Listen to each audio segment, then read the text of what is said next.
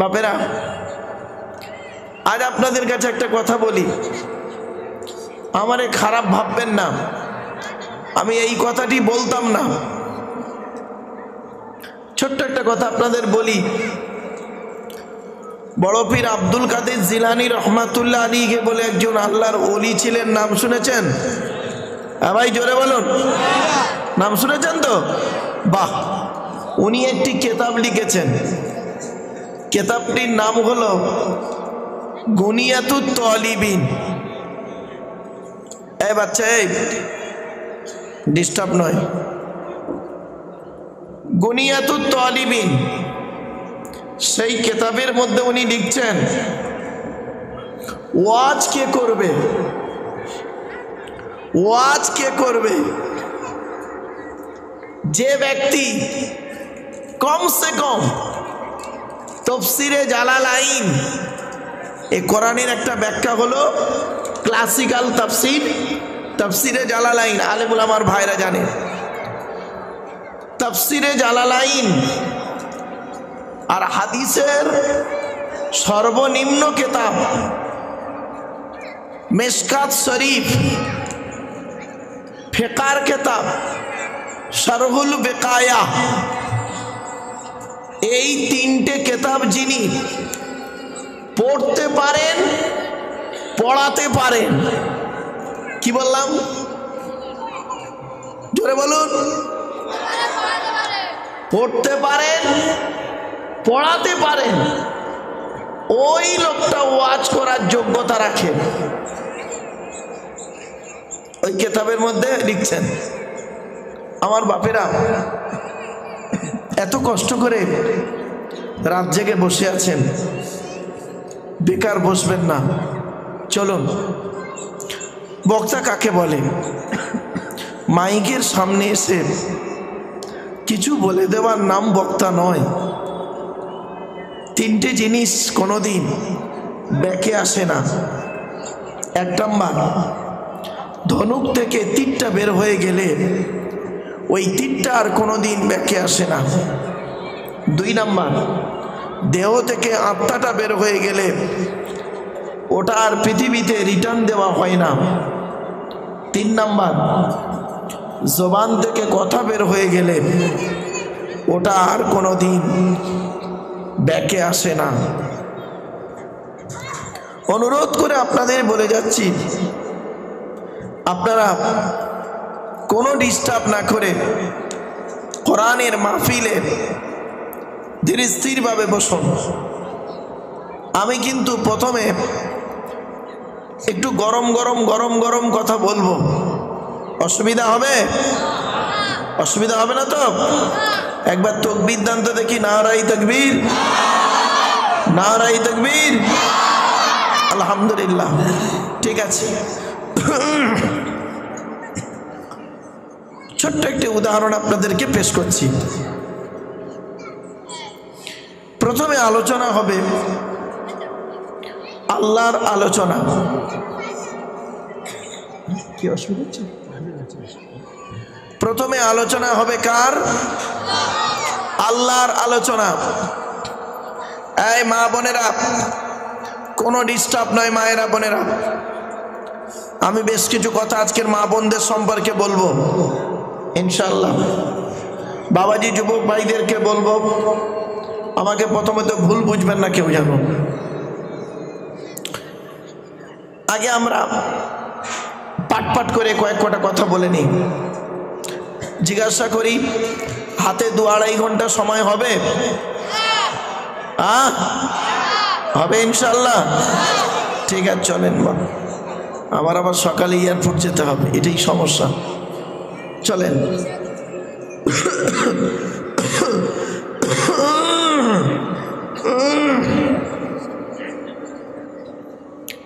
আল্লাহর পরিচয় হলো 4টি। কয়টি? 4টি। কি কি? আল্লাহ নিজেই বলছেন, কুল। কি বললাম? কুল নয়, কুল। উচ্চারণটা ঠিক করে বলুন। কয় হস্য উলা কুল, কয় বয় হস্য উলা কুল। দুটো কুলের মধ্যে পার্থক্য আছে। কওয়ালা ইয়াকুলু থেকে কুল মানে বলো, আকালা ইয়াকুলু থেকে কুল মানে গেলো বা খাও। এজন্য যে ইমামের কোরআন পড়া সহি নেই, ওই ইমামের পেছনে নামাজ পড়াও সহি নেই। এই মা বোনেরা, কোরআন শরীফ যখন পড়বে সহি করে পড়বে। সেই ছোটবেলাকার সেই দাদিদের মতো কোরআন শরীফ পড়ো না, আলেমদের কাছে বসে কোরআনটা ভালো করে পড়ে নেবে। নবী তুমি বলো, কি বলবো? হুয়া জামিরে শান, হু আল্লাহু আহাদ, সে আল্লাহ হলেন একক, আল্লাহ ওয়াহেদ নন, আল্লাহ আহাদ। আচ্ছা, ওয়াহেদ আর আহাদের পার্থক্যটা কি? ওয়াহেদুন মানে এক, যার দুই আছে বা থাকতে পারে। আহাদুন মানে এক, যার দুই হয় না। তাই আল্লাহ নিজেই বললেন, কুল নবী তুমি বলো, হু আল্লাহু আহাদ, আল্লাহ হলেন একক। 2 নাম্বার, আল্লাহুস সামাদ, আল্লাহ হলেন অমুখপেক্ষী। আল্লাহ কারণ মুখপেক্ষী নন, সারা পৃথিবী তার মুখপেক্ষী। ঠিক না বেঠিক? 3 নাম্বার, লাম ইয়ালিদ ওয়া লাম ইউলাদ, আল্লাহ কাউকে জন্ম দেয়নি, আল্লাহ কেউ জন্ম দেয়নি।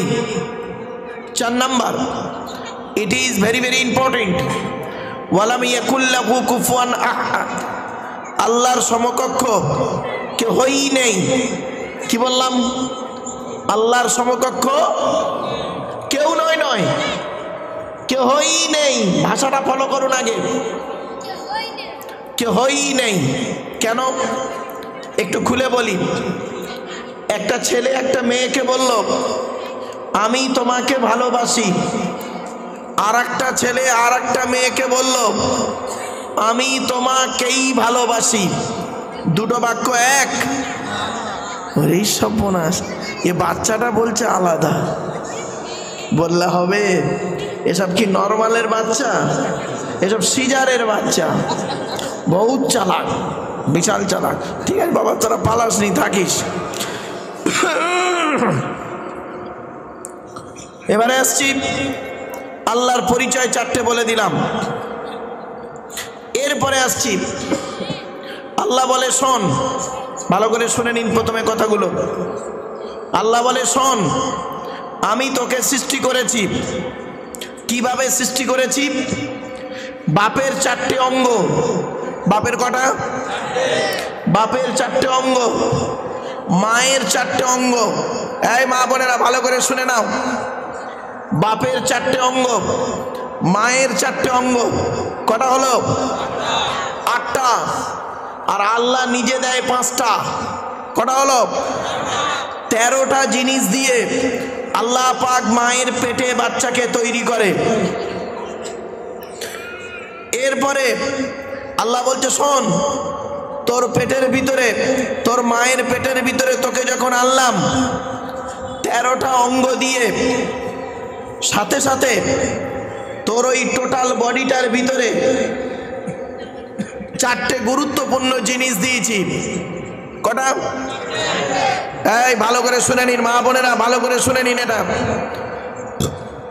আমাদের দেহের মধ্যে 4টে গুরুত্বপূর্ণ জিনিস আছে। এই 4টে জিনিস সবসময় ঠিক রাখবেন।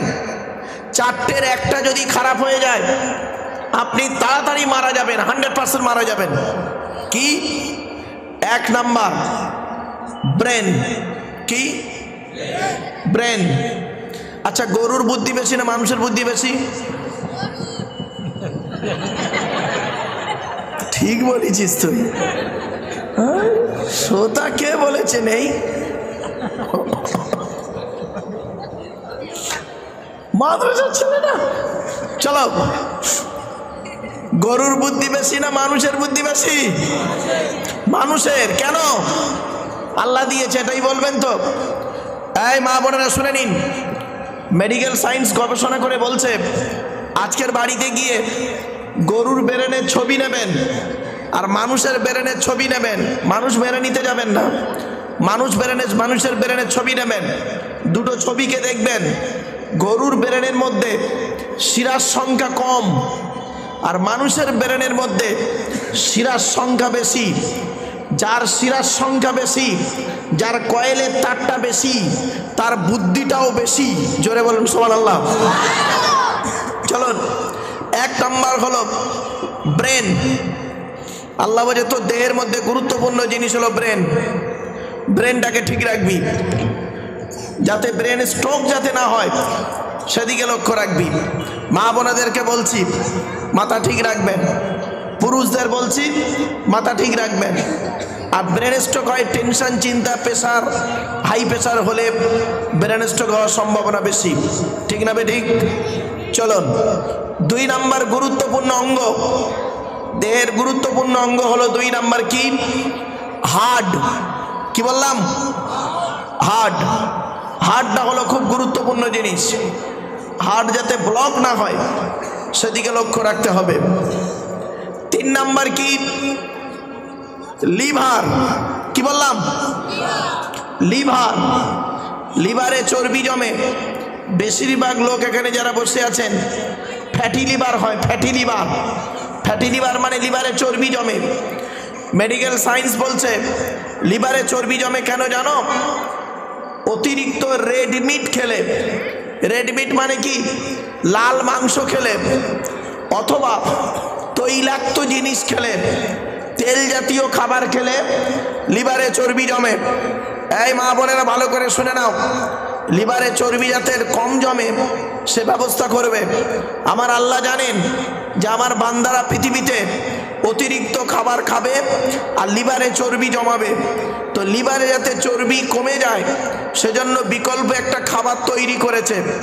আপনারা কেউ বলতে পারেন লিভারের সবথেকে উপকারী খাবারের নাম কি? কে বলতে পারবে? বলেন একজন। লিভারের সবথেকে গুরুত্বপূর্ণ খাবার হলো কি? এই মা বোনেরা এখন আওয়াজ না হয়। পেঁপে। কি বললাম? পেঁপে লিভারের গুরুত্বপূর্ণ খাবার। চলো, 4 নম্বর আল্লাহ বলছে তো দেহের মধ্যে একটা গুরুত্বপূর্ণ অঙ্গ দিয়েছি, এই অঙ্গটাকে যত্ন করে রাখবি। এই অঙ্গ যদি খারাপ হয়ে যায় তুই তাড়াতাড়ি মারা যাবি। সে অঙ্গটার নাম কি? কিডনি। কি বললাম? কিডনি। কিডনি যদি কারোর খারাপ হয়ে যায় তার জীবন শেষ। বলে দিলাম, 2টো কিডনি ঠিক রাখবেন। কিডনিকে ঠিক রাখতে গেলে নবীজি বলেছেন তোমরা পানি পান করবে বেশি করে, পানি বেশি বেশি পান করবে। আর মেডিকেল সায়েন্স বলছে যে সারা দিনে 24 ঘন্টায় 4 থেকে 6 লিটার পানি পান করতে হবে। আপনি ক লিটার পানি পান করেন? সারা দিনে 3 গ্লাস পানি খান। তা আপনার কিডনি ড্যামেজ হবে না? কিডনিতে পাথর জমবে না? জমবে কার? এজন্য মা বোন বাবাজি যুবক ভাইদেরকে বলছি কিডনিটাকে ঠিক রাখবেন। তাহলে 4টে জিনিস ছিল দেহের মধ্যে গুরুত্বপূর্ণ। এরপরে আল্লাহ বলে শোন, তোর দেহের মধ্যে আমি 9টা ছিদ্র দিয়েছি। কটা? 9টা ছিদ্র। মানব দেহের মধ্যে 9টা ছিদ্র আছে। কি কি 9টা ছিদ্র শুনে নিন। 2 নাক, 2 চোখ, 2 কান, 1টা গাল, 7টা সামনে পেছনে, এই 9টা ছিদ্র। এই 9টা ছিদ্রে যে কোনো একটা ছিদ্র দিয়ে আল্লাহ আত্মা বের করে নেয়। কত মানুষ দেখবেন মারা গেছে পেশাব ফিরে ফেলেছে, কত মানুষ মারা গেছে পায়খানা ফিরে ফেলেছে, কত মানুষ মারা গেছে দেখবেন চোখটা বড় করে চেয়ে আছে, কত মানুষ মারা গেছে দেখবেন গালটা হাঁ করে আছে, কত মানুষ মারা গেছে দেখবেন হাতটা এরকম খিঁচে আছে, কানটা খাড়া হয়ে আছে। শুনে রেখে দিন, মোমেন ব্যক্তি যারা আল্লাহকে বিশ্বাস করে, নবীদেরকে বিশ্বাস করে, মোমেন ব্যক্তিদের আত্মা ফেরেশতার মাধ্যমে আল্লাহ এমনভাবে বের করে নেয় ও মোমেন বান্দা নিজেই বুঝতে পারে না। মুসলমানের বাচ্চা এরা মুসলমানের বাচ্চা বসে আছে। দেখো এখানে এত সুন্দর একটা কথা আমি বললাম, হ্যাঁ সুবহানাল্লাহ বলতে এদের কলজায় কি হয়েছে, হ্যাঁ জানো, গালে দাড়ি, মাথায় টুপি দিয়ে বসে আছে, হ্যাঁ, নামের আগে মোহাম্মদ লিখেছে, লজ্জাস্থানের চামড়া কেটেছে, গরুর গোস্ত খেয়েছে, ইনকালাব জিন্দাবাদ বন্দে মাতারাম জোরে বলে, আর সুবহানাল্লাহ বলতে গেলে কলজাই কি হয়েছে, একবার সুবহানাল্লাহ বললে 10টা নাকি জোরে বল সুবহানাল্লাহ। সোজা আঙুলে কি না উঠলে বাঁকিয়ে দাও। চলো চলো বাপ, আসলে একটু হাসির ছলে কথা বলি, কেন, মাইন্ডটাকে ফ্রি করার জন্য। চলো বাপ, তাহলে কি কি হলো? 1 নাম্বার, ভালো করে বাড়ি থেকে সব ভাববেন। এই মা বোনেরা, বাড়ি থেকে চিন্তা করবে, এই কথাগুলো আমি যা বলে যাচ্ছি মেলাবে। আজকের বাড়ি থেকে দেখবেন আপনার জন্ম দেওয়া ছেলে কিনা প্রমাণ পেয়ে যাবেন। আপনার পা থেকে মাথা পর্যন্ত আপনার ওই বাচ্চাটার মধ্যে 4টে জিনিস মিলবে, অবশ্যই মিলবে। 4টে জিনিস মিলবে, হয় চোখ, কান, নাক, ঠোঁট, হাতের আঙুল, পায়ের আঙুল, আপনার কি বলবো নখ, মিলবেই মিলবে 4টে। বাপের 4টে মিলবে, মায়ের 4টে মিলবে। বাপের 4টে অঙ্গ, মায়ের 4টে অঙ্গ, আল্লাহ দেয় 5টা, 13টা অঙ্গ দিয়ে আল্লাহ পাক মায়ের পেটের ভিতরে বাচ্চাকে আনলো। এরপরে আল্লাহ বলছে, শোন, তোর দেহের মধ্যে 4টে জিনিস আলাদা করেছি, গুরুত্বপূর্ণ। কি কি? Brain, heart, liver, kidney. এরপরে আল্লাহ বলছে, বান্দা শোন, 3টে জিনিস আলাদা করেছি তোদের, কারোর সঙ্গে কারোর মিল নেই। স্টেজে যারা বসে আছে, এরা সব পুরুষ। আপনারা সামনে যারা বসে আছেন, আপনারা সকলেই পুরুষ।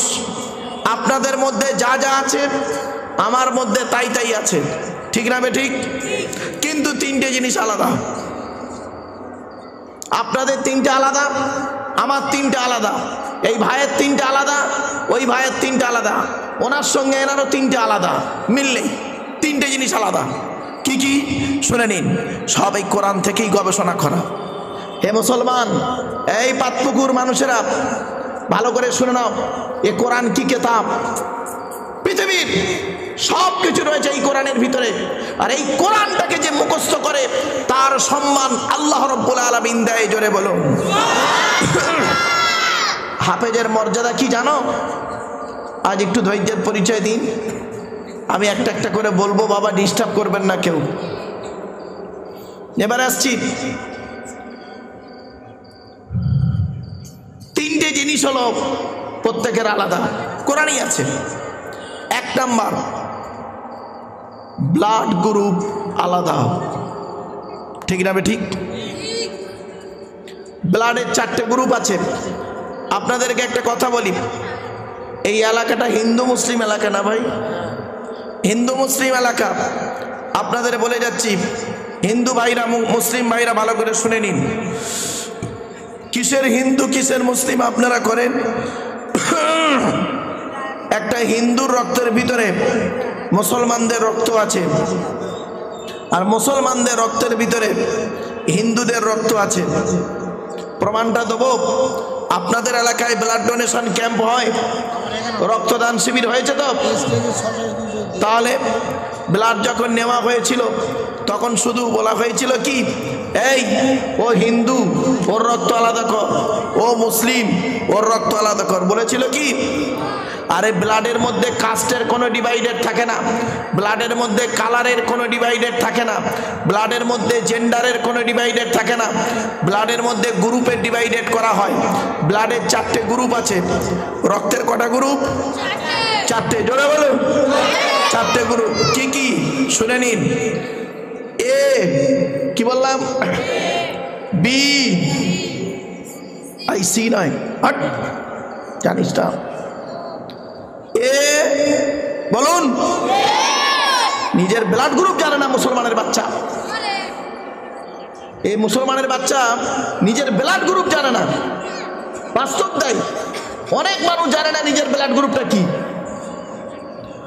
এই মেয়ে ছেলেরা ভালো করে শুনে নাও, তুমি তোমার ব্লাড গ্রুপটা জেনে রাখবে, এক সময় কাজে লাগবে। এই হতভাগার এই কথাটা না, এক সময় কাজে লাগবে।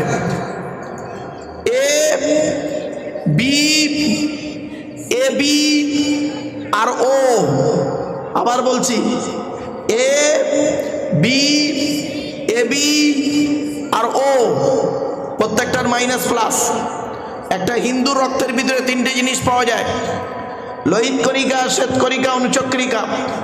As a same no difference. একটা মুসলমানের রক্তের ভিতরে এই তিনটেই পাওয়া যায়। কিসের হিন্দু কিসের মুসলিম মারামারি করেন আপনারা? মনে রাখবেন, আমাদের আসার রাস্তা হলো একটা, যাওয়ার রাস্তা অনেকটা, গন্তব্যস্থলটা আলাদা। কিছু বুঝতে পারছেন আমার ভাষা? আসার রাস্তা একটা, মানে আমরা প্রত্যেকেই এসেছি বাপের পৃষ্ঠ হতে, মায়ের পেটে থেকে। তাহলে আসার রাস্তা আমাদের একটা, যাওয়ার রাস্তা অনেকটা। কেউ গলায় দড়ি দিয়ে, কেউ অ্যাক্সিডেন্টে, কেউ বিষ খেয়ে, কেউ আত্মহত্যা করে, কেউ স্ট্রোক করে, কেউ বয়সজনিত রোগে মারা গেল। তাহলে আসার রাস্তা একটা, যাওয়ার রাস্তা অনেকটা, গন্তব্যস্থলটাও আলাদা। কেউ যায় শ্মশানে, কেউ যায় কবরে, কেউ বাষ্ট হয়ে পুড়ে ছাই হয়ে। ব্যাস। এবারে আসছি, 1 নাম্বার ব্লাড গ্রুপ আল্লাহ আলাদা করেছে। 2 নাম্বারটা আলাদা কি বলতে পারবেন? এই মা বোনেরা ভালো করে শুনে নাও, 2 নাম্বারটা কি আলাদা? আচ্ছা, আপনারা সকলে আধার কার্ড করেছিলেন? আচ্ছা, আধার কার্ড করার সময় অফিসাররা আপনাদের কি বলেছিল? চোখটাকে বড় করে চান বলেছিল তো? কেন? কারণটা কি? এই কোরআনে লেখা আছে, আলাম নাজআল লাহু আইনাইনি ওয়া লিসানান ওয়া শাফাতাইন ওয়া হাদাইনাহুন নাজদাইন। আল্লাহ বলে, আমি কি তোদের দুটো চোখ তৈরি করি নাই? কোরআনের এই আয়াতকে নিয়ে সারা বিশ্ব গবেষণা করলো। চোখের কথা জিজ্ঞাসা কেন করলো আল্লাহ? গবেষণা করে বের করলো, এই পৃথিবীর জমিনে যত মানুষ এসেছেন, আসছেন, আসবেন, কারোর চোখের রেটিনার সঙ্গে কারোর চোখের রেটিনার কোনো মিল নেই। জোরে বলুন। 2 নাম্বার, চোখ আলাদা, চোখের রেটিনা প্রত্যেকের আলাদা। এজন্য আধার কার্ড যখন করা হয় তখন অফিসাররা আপনাদের বলেছিল চোখটা বড় করে চান। তার মানে ওই চোখের রেটিনাটা আপনার মূল জিনিস, ওইটাই নেওয়ার দরকার ছিল। চলো, 2টো হলো। 3 নাম্বারটা কি আলাদা শুনে নিন। কোরআন, আয়াহসাবুল ইনসানু আল্লান নাজমাআ ইযামা বালা কাদিরিনা আলা আন নুসাউবিয়া বানানা। 29 নম্বর পারা, সূরার নাম সূরা কিয়ামার 3, 4, 5 নম্বর আয়াতে আল্লাহ পাক বলে দিলেন, হে মানব জাতি, তোরা কি মনে করেছিস আমরা মরে গেলে পচে গলে হাড় হয়ে যাব, কিয়ামতের মাঠে আল্লাহ আর তুলতে পারবে না? খবরদার, কোনোদিন ভাববি না। এই পৃথিবীতে যেমন তোদের বুড়া আঙুলের ছাপ, যেমন কারোর সঙ্গে কারোর কোনো মিল নেই, ফিঙ্গারপ্রিন্ট, বুড়া আঙুলের ছাপ যেমন কারোর সঙ্গে কারোর কোনো মিল নেই, কিয়ামতের মাঠেও কারোর সঙ্গে কারোর কোনো মিল পাবি না। কোরআনের এই আয়াতকে নিয়ে কে গবেষণা করেছিলেন? থাইল্যান্ডে চ্যাংম্যাং ইউনিভার্সিটি অ্যানাটমি বিভাগের প্রফেসর, বিখ্যাত পণ্ডিত বৈজ্ঞানিক, লোকটার নাম হলো তাথাগত জেসান। উনি একজন খ্রিস্টান, হিন্দু নন, মুসলমান নন। উনি বললেন কোরআনে ভুল আছে। বলে কি ভুল?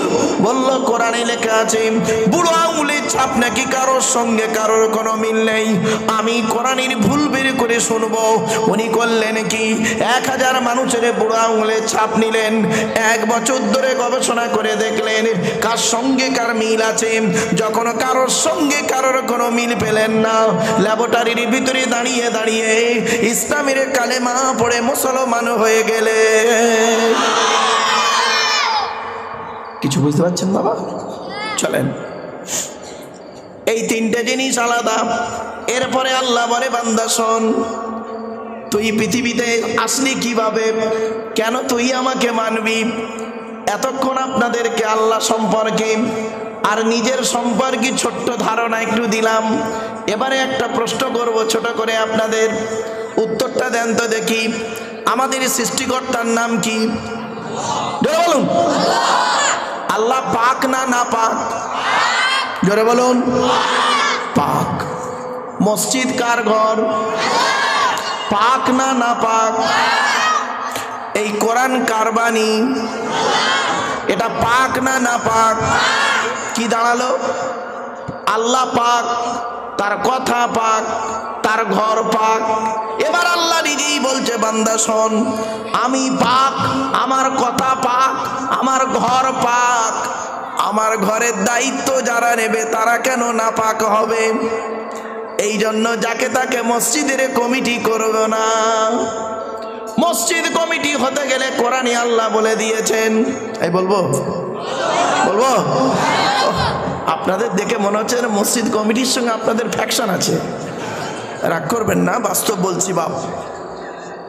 এই মা বোনেরা ভালো করে শুনে নাও, তোমার স্বামী মসজিদ কমিটি হতে গেলে বলে দেবে যে এই 5টা গুণ তোমার মধ্যে আছে তো। মসজিদ কমিটি হতে গেলে 5টা গুণ লাগবে। কয়টা কয়টা? কোরআন বলছে, ইন্নামা ইয়ামুরু মাসাজিদাল্লাহ মান আমানা বিল্লাহি ওয়াল ইয়াউমিল আখির ওয়া আকামাস সালাতা ওয়া আতাজ যাকাত ওয়া লাম ইয়াখশা ইল্লাল্লাহ ফাআসা উলাইকা আইয়াকুনু মিনাল মুহতাদিন।